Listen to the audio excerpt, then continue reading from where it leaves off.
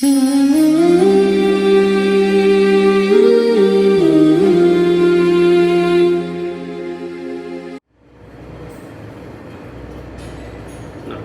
ونصلي على رسوله الكريم بسم الله الرحمن الرحیم۔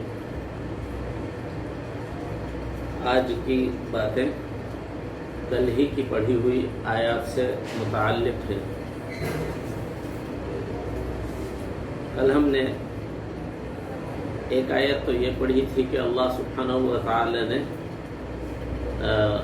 فرمایا ان یتبعون الا الظن وان هم الا یخرصون، کہ محض گمان کی پیروی کر رہے ہیں اور اپنے وہم کے ساتھ اندازے لگا رہے ہیں۔ اس سے ہمیں یہ ہدایت معلوم ہوتی ہے کہ دین کے معاملے میں اندازے لگانے سے اور قرآن و سنت کی واضح نصوص کے ہوتے ہوئے بھی قیاس کے گھوڑے دوڑانے سے بہت پرہیز کرنا چاہیے۔ دین کا معاملہ بہت نازک معاملہ ہے۔ ظاہر ہے کہ انسان کی ابدی نجات جس چیز پر موقوف ہو وہ کتنا نازک معاملہ ہوگا، تو اس معاملے میں آدمی کو چاہیے کہ زیادہ گمان کے پیچھے نہ چلے، بلکہ قرآن و سنت کی پیروی کرے اور قرآن و سنت سے جو ہدایات معلوم ہو ان پر عمل کرے۔ ہاں، جہاں قرآن و سنت کی ہدایات واضح موجود نہ ہو تو وہاں اجتہاد کی صلاحیت رکھنے والے اجتہاد کر سکتے ہیں، قیاس کی صلاحیت رکھنے والے قیاس کر سکتے ہیں، لیکن جہاں قرآن و سنت کی واضح ہدایات موجود ہوں تو وہاں مومن کا یہ کام نہیں ہے کہ وہ قرآن کی آیات کے مقابلے میں یا رسول اللہ صلی اللہ علیہ وآلہ وسلم کی سنت ثابتہ کے مقابلے میں اپنا گمان پیش کرے، اپنا خیال پیش کرے۔ اور یہ بیماری ہی جدید تعلیم کے اثر سے بہت سارے مسلمانوں میں پیدا ہو رہی ہے کہ ان کے سامنے قرآن و سنت کو پیش کیا جاتا ہے تو مومنانہ شان کے ساتھ سر جھکانے کی بجائے وہ یہ کہتے ہیں کہ ٹھیک ہے لیکن اس معاملے میں میری تھنکنگ یہ ہے۔ تو یہ بہت خطرناک معاملہ ہے۔ کیا ایک شخص جس کی صحت کا نازک معاملہ ہو وہ ڈاکٹر کی واضح ہدایات کے سامنے اپنے قیاس کو اور وہمی اندازوں کو پیش کرتا ہے؟ نہیں کرتا۔ اس کو معلوم ہے کہ صحت کا معاملہ نازک ہے اور میں نے اندازے لگائے اور اپنے قیاس کے گھوڑے دوڑائے تو کہیں ایسا نہ ہو جان ہی چلی جائے۔ تو ایمان کا معاملہ تو جان سے بھی زیادہ نازک ہے۔ تو یہ مسلمان کی شان کے بالکل خلاف ہے اور اس چیز کو یہاں مشرکین کے بری عادت کے طور پہ پیش کیا گیا ہے۔ ہمیں بھی اس چیز سے اجتناب کرنا چاہیے۔ دوسرا، اللہ سبحانہ و تعالی نے آیت نمبر 51 میں اور آیت نمبر 52 میں 10 چیزیں بیان کی تھی کہ آؤ میں تمہیں بتلاتا ہوں اللہ سبحانہ و تعالی نے تمہارے اوپر جو جو چیزیں حرام کی ہیں، اور ان 10 چیزوں کو یہ بھی کہا جا سکتا ہے کہ یہ اللہ سبحانہ و تعالی کی پرزور تاکیدیں ہیں، اور یہ بھی کہا جاتا ہے کہ یہ رسول اللہ صلی اللہ علیہ وآلہ وسلم کی 10 وصیتیں ہیں اپنی امت کے لیے، کیونکہ اس میں آ رہا ہے قل، آپ کہہ دیجئے، اور پھر آگے فرمایا ذالکم وصاکم بہ لعلکم تتقون لعلکم تعقلون ذالکم وصاکم بہ لعلکم تذکرون۔ لوگوں، یہ تاکید کے ساتھ وصیت کر دی ہے، تاکید کے ساتھ نصیحت کر دی ہے۔ کس نے نصیحت کی ہے؟ دونوں احتمال ہے۔ اللہ نے نصیحت کی ہے، یہ بھی احتمال ہے، اور رسول اللہ صلی اللہ علیہ وآلہ وسلم نے تاکید کے ساتھ نصیحت وصیت کی ہے، یہ ترجمہ بھی ہو سکتا ہے۔ اور حضور اکرم صلی اللہ علیہ وآلہ وسلم اپنی طرف سے کچھ نہیں فرماتے، جو بھی فرماتے ہیں وہ वही ही होती है, कभी वो वही तिलावत में आ रही होती है, कभी वो वही तिलावत में नहीं आ रही होती। लेकिन वमा यंतिक़ु अनिल हवा, पैगम्बर अपनी ख्वाहिश से कुछ भी नहीं बोलते, इन हुवा इल्ला वह्यु यूहा, मगर ये कि वो वही होती है उनकी तरफ नाजिल की हुई। तो ये 10 चीज़ें जिनको अल्लाह सुब्हानहु व तआला ने यहाँ जिक्र किया, ये अल्लाह सुब्हानहु व तआला की पुरज़ोर ताकीद की नसीहत भी है और रसूलुल्लाह सल्लल्लाहु अलैहि वसल्लम की वसीयत भी है।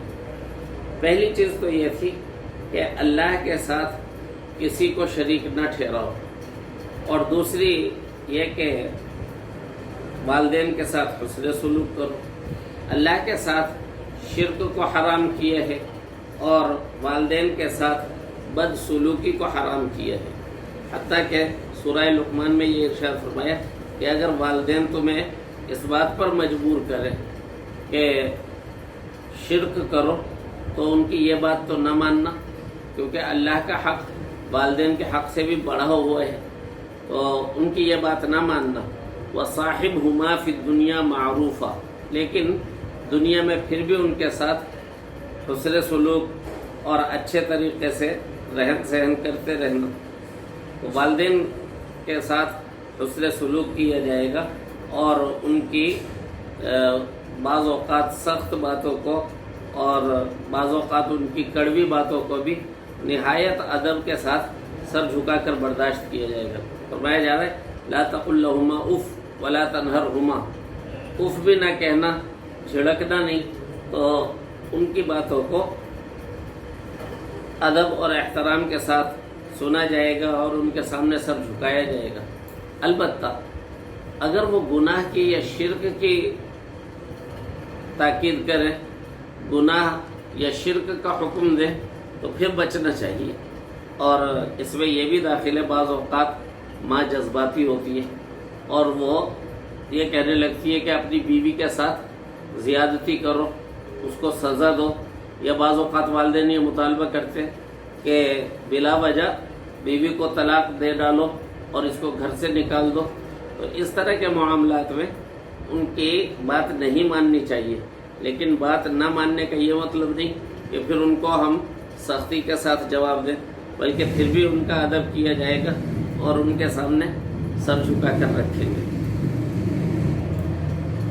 तीसरा हुक्म यह दिया था कि इफलास के खौफ से वालिदैन को कत्ल करना हराम है, कत्ल न करो।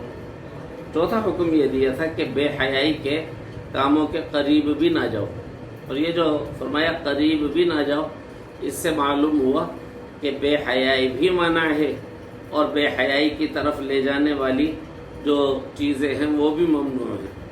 यूँ नहीं कहा सिर्फ कि बेहयाई ना करो, बल्कि यूँ फरमाया कि बेहयाई के करीब भी ना जाओ, तो बेहयाई को भी छोड़ा जाएगा और बेहयाई की तरफ ले जाने वाली जो चीज़ें हैं उनको भी छोड़ा जाएगा। मौसीकी भी इसमें दाखिल है और तस्वीर का फितना वो भी इसी में दाखिल है।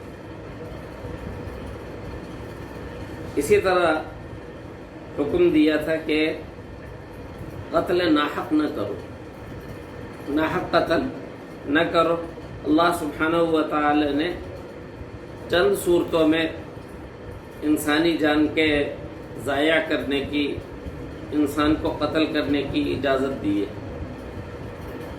क़िसास में कातिल है और उसने किसी को बिला वजह बेगुनाह कत्ल किया है, अल्लाह सुब्हानहु व तआला का कानून है इन्नन नफ्सा बिन नफ्स, जान के बदले जान।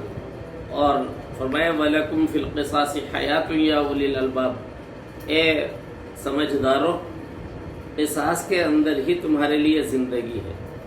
अगर कातिल को ये खौफ होगा कि अगर मैंने कत्ल का इक़दाम किया तो मुझे कत्ल किया जाएगा, तो वो कत्ल करने से रुक जाएगा, उसकी जान भी बच जाएगी और मकतूल की जान भी बच जाएगी। तो इस सूरत में इजाज़त दी है कि अगर कोई दूसरे की नाहक जान लेता है तो क़िसासन इसको भी कत्ल कर दिया जाए, ताकि ये इबरत बने और दूसरे बाज रहे। इसी तरह एक सूरत ये है کہ اس نے ڈاکہ ڈالا ہو اور لوگوں کو ڈکیتی میں پریشان کیا ہو یا قتل کیا ہو، تو پھر یہاں حکمران کو یہ اجازت ہوتی ہے کہ یہ جو ڈاکو ہے جس نے فساد کا بازار گرم کر دیا اور مسلمانوں کو پریشان کیا، اللہ اور اس کے رسول سے محاربہ کیا، تو اس کو قتل کیا جا سکتا ہے۔ اسی طرح بدکار، شادی شدہ بدکار کہ جس کے پاس اللہ سبحانہ و تعالی کی طرف سے اجازت یافتہ بیوی موجود تھی اور پھر بھی وہ بدکاری کی طرف گیا اور اس کی بدکاری پر اس کا اعتراف موجود ہے یا 4 گواہوں کی صراحتاً گواہی موجود ہے، تو پھر اس کو سنسار کیا جائے گا، یہ شرعی سزا دی جائے گی۔ اسی طرح مسلمان ہونے کے بعد پھر مرتد ہو جائے اور علماء اس کے شبہات کا جواب دے دیں، پھر بھی وہ دوبارہ اسلام قبول نہ کرے، تو اس مرتد کو حکومت وقت سزائے موت دے گی۔ یہ چند صورتیں ہیں جن کے اندر انسانی جان ضائع کرنے کی اجازت ہے جان کے مالک کی طرف سے، لیکن باقی صورتوں میں بہت سخت گناہ ہے۔ قرآن مجید میں دوسرے مقام پہ ارشاد فرمایا وَمَن يَقْتُلْ مُؤْمِنًا مُتَعَمِّدًا فَجَزَاؤُهُ جَهَنَّمُ، جو شخص کسی مسلمان کو جان بوجھ کر قتل کر ڈالے تو اس کی سزا جہنم ہے، خالداً فیہا، اس میں ہمیشہ ہمیشہ رہے۔ حضرت عبداللہ ابن عباس رضی اللہ تعالیٰ عنہ فرماتے تھے 2 گناہ ایسے ہیں جن کی سزا ابدی جہنم ہے، ایک شرک اور دوسرا قتل۔ غضب اللہ علیہ ولعنہ، اس پر اللہ کا غضب، اس پر اللہ کی لعنت، وَأَعَدَّ لَهُ عَذَابًا أَلِيمًا، اور اس کے لیے دردناک عذاب تیار کر رکھا ہے۔ تو یہ سخت گناہ ہے، اس سے بھی منع کیا۔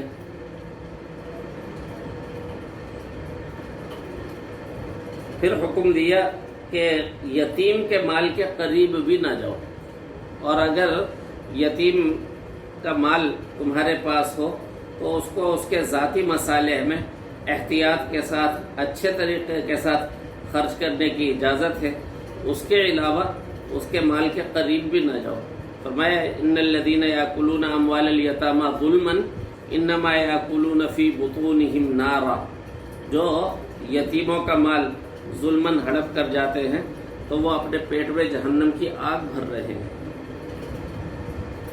اسی لیے علماء نے فرمایا کہ جب کسی شخص کا انتقال ہو تو انتقال کے بعد اس کے مال کو ورثہ کے درمیان انصاف کے ساتھ جلدی تقسیم کرنا چاہیے، تاکہ خدا نخواستہ ایسا نہ ہو کہ دوسرے کا حق ہم کھانے کے مرتکب ہو جائے۔ اور اگر کوئی نابالغ ہے پھر تو بہت ہی احتیاط کرنے کی ضرورت ہے، حضرت مفتی محمد شفیع صاحب رحمۃ اللہ علیہ، مفتی اعظم پاکستان، معارف القرآن کے مصنف،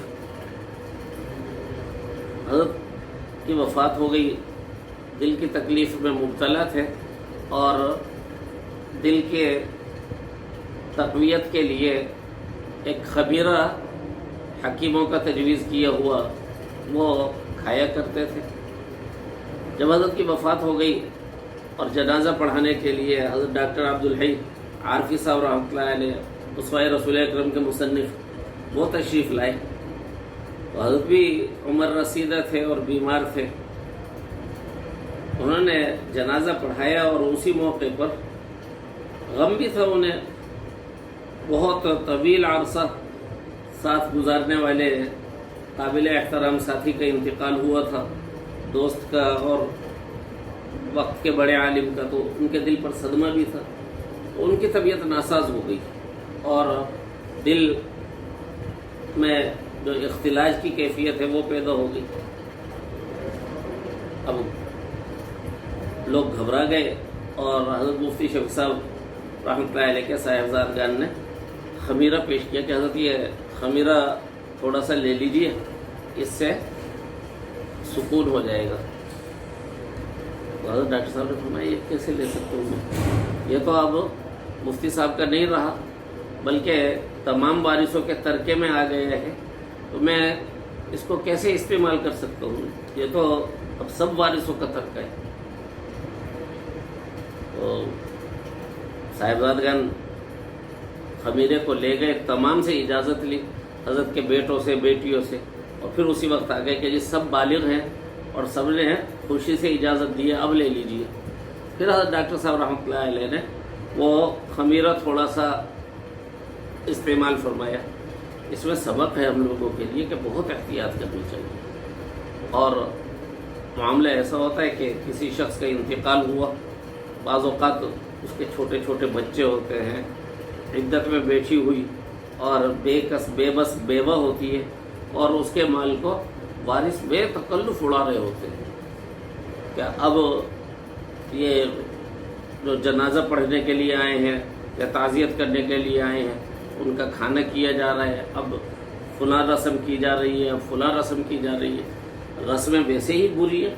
ये तीजा, 40वां, 20वां, 7वां जुमेराता, ये शरीयत में कहाँ है?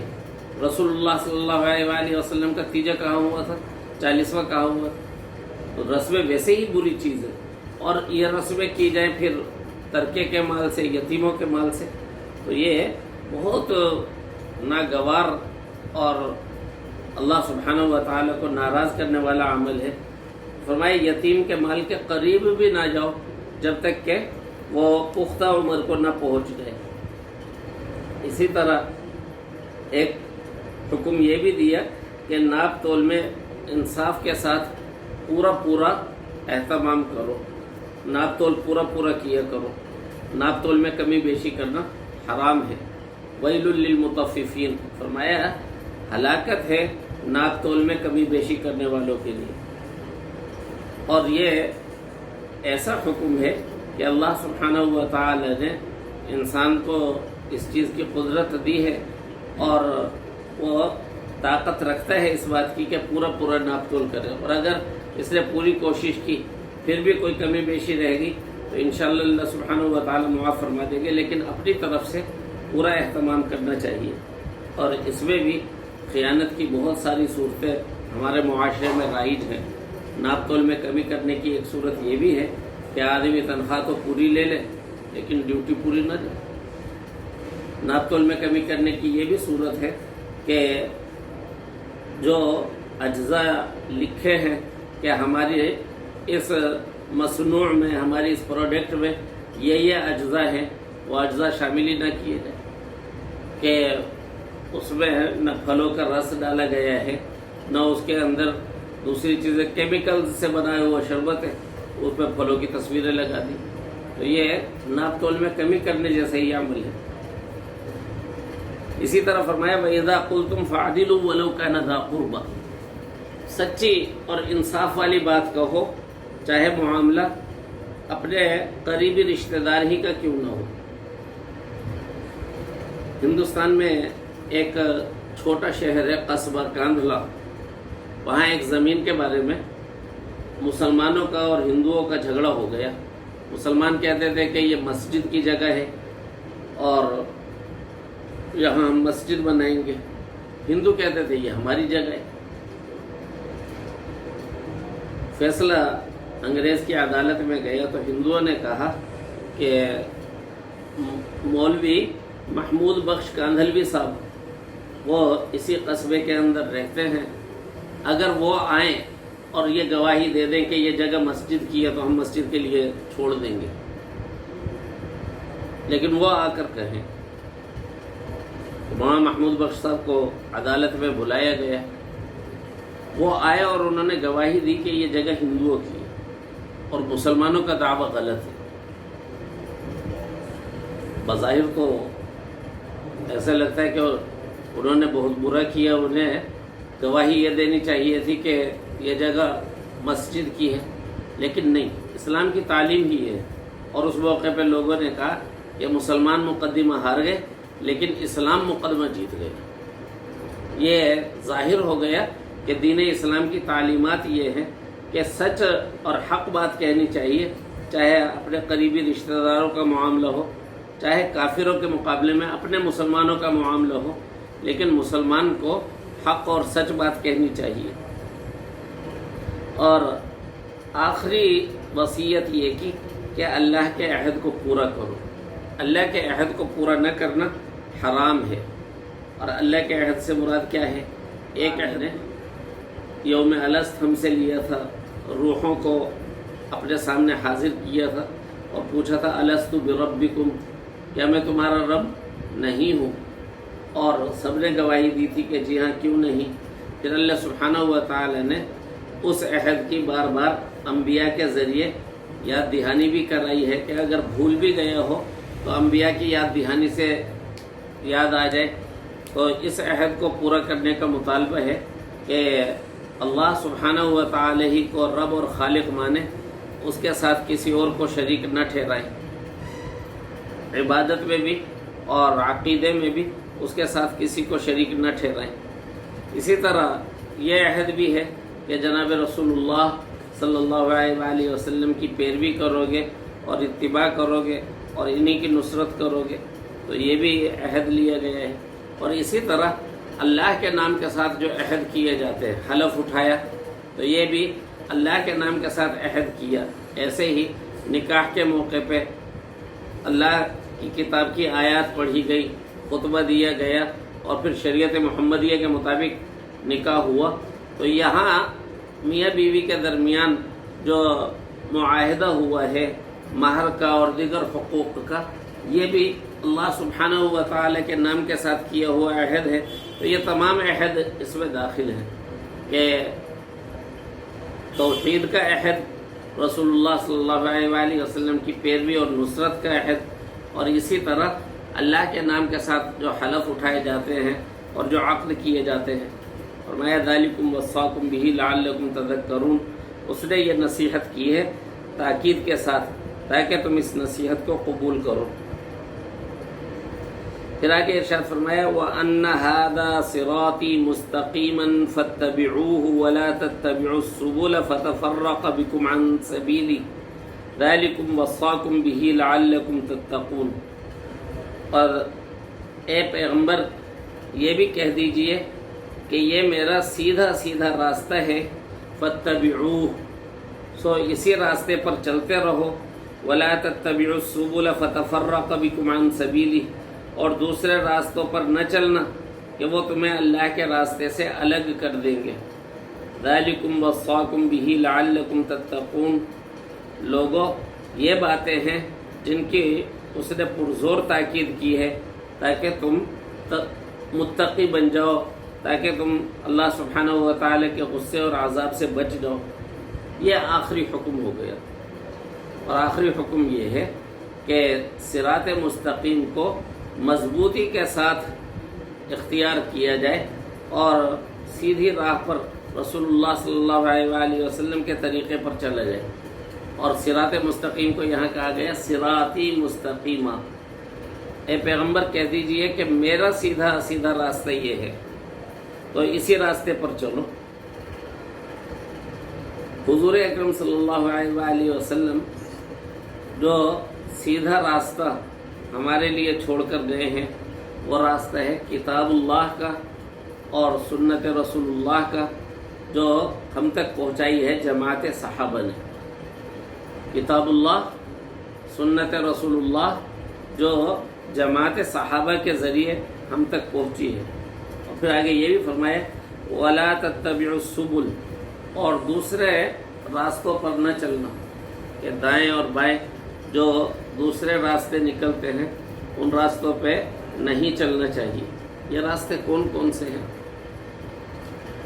بنیادی طور پر یہ راستے جو راہ حق سے ہٹتے ہوئے ہیں، یہ راستے 4 ہیں۔ ان 4 راستوں سے آدمی صراط مستقیم سے ہٹ جاتا ہے۔ سب سے پہلا راستہ جو صراط مستقیم سے ہٹا ہوا اس امت میں ملا، وہ راستہ تھا جماعت صحابہ سے بدگمانی کا۔ کسی نے تمام صحابہ کرام سے بدگمانی کی، کسی نے حضرت عثمان رضی اللہ تعالیٰ عنہ سے بدگمانی رکھی، کسی نے حضرت علی رضی اللہ تعالیٰ عنہ سے اور سادات اہل بیت رضوان اللہ تعالیٰ علیہ مجمعین سے بدگمانی کی، تو سلف صالحین سے، جماعت صحابہ سے بدگمانی کا راستہ۔ یہ رافضی بھی تھے جو صحابہ سے بدگمان ہوئے اور گمراہ ہو گئے، یہ خارجی بھی تھے جو صحابہ سے بدگمان ہوئے اور گمراہ ہو گئے، یہ ناصبی بھی تھے جو صحابہ سے بدگمان ہوئے اور گمراہ ہو گئے۔ تو سلف صالحین پر عدم اعتماد اور جماعت صحابہ سے بدگمانی۔ دوسرا راستہ جو ہے وہ ہے تقدیر میں بحث کا، کہ تقدیر کے معاملے میں آدمی کو اجمالی عقیدہ رکھنا چاہیے کہ خیر اور شر جو کچھ بھی ہے اللہ سبحانہ و تعالی کی جانب سے ہے، اور اگر کوئی خیر ملے گی مجھے تو وہ اللہ ہی کے فیصلے سے ملے گی، اللہ کے فیصلے کے بغیر مجھے خیر مل ہی نہیں سکتی، اور جو کچھ شر ہے تو اللہ کے فیصلے سے ہے، اللہ کے فیصلے کے بغیر کوئی شر مجھے پہنچ ہی نہیں سکتا۔ اور یہ کہ اللہ سبحانہ و تعالی نے میری عمر، میرا رزق، میرا عمل، میرا نیک وقت ہونا یا بدبخت ہونا سب ازل میں لکھ دیا ہے، میں اسی کی توفیق سے کوئی نیک عمل کروں گا۔ تو یہ اجمالی عقیدہ کافی ہے۔ اب اس میں آدمی بحث کے اندر پڑ جائے کہ جی مجبور ہے یا با اختیار ہے، تو یہ راستہ بھی ایسا ہے کہ اس راستے کی وجہ سے گمراہ ہوئے۔ رسول اللہ صلی اللہ علیہ وسلم کی ایک حدیث کا مفہوم ہے القدریۃ کلاب النار، تقدیر کے معاملے میں حد سے تجاوز کرنے والے، اور جن باتوں کو اللہ سبحانہ و تعالی نے ہمیں نہیں بتلایا ان باتوں کے معاملے میں بحث کرنے والے، غور و خوض کرنے والے جہنم کے کتے ہیں۔ تو یہ دوسرا راستہ ہے۔ اس راستے سے بھی بہت کچھ آدمی صراط مستقیم سے ہٹ جاتا ہے، گمراہ ہو جاتا ہے۔ تیسرا راستہ جس کی وجہ سے صراط مستقیم سے آدمی ہٹ جاتا ہے وہ راستہ ہے باطل کے ساتھ مرعوبیت اور باطل کے ساتھ محبت والے تعلقات کا۔ باطل سے مرعوب ہو گیا اور باطل کے ساتھ اس نے میل جول رکھا۔ سورہ ممتحنہ پوری ہی اس موضوع پر ہے، اور قرآن کریم میں دوسری جگہ بھی بہت سارے مقامات ہیں جہاں یہ کہا گیا کہ اللہ کے دشمنوں کو اپنا دشمن سمجھو اور اللہ کے دشمنوں سے محبت نہ کرو۔ لا تتخذوا عدوی وعدوکم اولیاء، اللہ کے دشمنوں کو اور اپنے دشمنوں کو دوست نہ بناؤ۔ تو اس چیز کا بہت اہتمام ہونا چاہیے۔ لیکن جب آدمی ایک مرعوبیت میں، منحوس مرعوبیت میں مبتلا ہو جاتا ہے، اپنی چیزیں بری لگنے لگتی ہیں، غیروں کی چیزیں اچھی لگنے لگتی ہیں، غیروں کے طریقے اچھے لگنے لگتے ہیں، اپنے طریقے برے لگنے لگتے ہیں، غیروں کی زبان اور غیروں کی اصطلاحات اچھی لگنے لگتی ہیں، اپنے چال بری لگنے لگتی ہے، اور پھر اس کے ساتھ وہ باطل فرقوں کے اور باطل مذاہب کے لوگوں کے ساتھ اٹھنا بیٹھنا شروع کر دیتا ہے۔ وہاں دین کے بارے میں وسوسے ڈالنے والی باتیں ہوتی ہیں اور بیکار سوالات اٹھائے جاتے ہیں، یہ وہاں بیٹھا رہتا ہے اور ان کی باتیں سنتا رہتا ہے۔ تو یہ تیسرا راستہ ہے جس کے ذریعے وہ گمراہ ہو جاتا ہے۔ اور چوتھا راستہ ہے بدعت کا۔ رسول اللہ صلی اللہ علیہ وسلم ہمیں مکمل دین دے کر گئے ہیں۔ اس دین میں جو بہت ہی پاکیزہ دین ہے، اپنی عقل سے ٹاٹ کا پیوند لگانے کی ضرورت نہیں ہے۔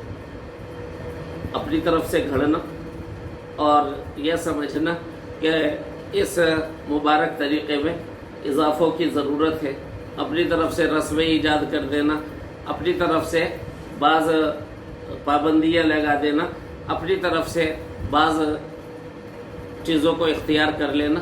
تو یہ 4 راستے ہیں. اور میں لا تتبعوا السبل، صراط مستقیم سے ہٹے ہوئے راستوں پر نہ چلنا. فتفرق بکم عن سبیلی، کہ وہ تمہیں اللہ کے راستے سے الگ کر دیں گے. آپ نے دیکھا ہوگا کہ سیدھا راستہ ہوتا ہے، پھر اس راستے سے ایک راستہ دائیں یا بائیں نکل رہا ہوتا ہے. شروع میں جب وہ نکلتا ہے نا تو ایسا لگتا ہے جیسے سیدھے راستے سے چند انچ ہٹے، لیکن اگر جلدی سے واپس نہ پلٹا اور رجوع نہ کیا تو تھوڑی ہی دیر گزرے گی، یہ اس سے بہت دور ہو جائے گا، کئی میٹر دور ہو جائے گا، پھر کئی کلومیٹر دور ہو جائے گا، پھر کوسوں دور ہو جائے گا. پتہ چلا کہ منزل پہ پہنچنے کی بجائے وہ اور کہیں ہلاکت کے گڑھے میں جا کر گر گئے اور ختم ہو گئے. تو قرآن و سنت کو اور جماعت صحابہ کے ذریعے حضور صلی اللہ علیہ وآلہ وسلم کا جو طریقہ اور شریعت ہم تک پہنچی ہے اس کو مضبوطی سے تھامنا چاہیے. اور یہ جو 4 راستے ہیں ان راستوں سے بہت بچنا چاہیے. بدگمانی کا راستہ، تقریر کے اندر بحث اور شکوک و شبہات کا راستہ، اور مرعوبیت کا راستہ اور بدعت کا راستہ. ذالکم وصاکم بہ لعلکم تتقون. میں یہ پرزور تاکید کر دی ہے تمہیں، لعلکم تتقون، تاکہ تم بچ سکو. اللہ سبحانہ و تعالی ہم سب کو صراط مستقیم عطا فرمائے، صراط مستقیم پر مرتے دم تک قائم و دائم رکھے، اور بدگمانی کے راستوں سے، مرعوبیت کے راستوں سے، بدعت کے راستوں سے اور بلا وجہ کی بحث اور غور و خوض کے راستے سے ہم سب کی حفاظت فرمائے. وآخر دعوانا الحمد للہ رب العالمین.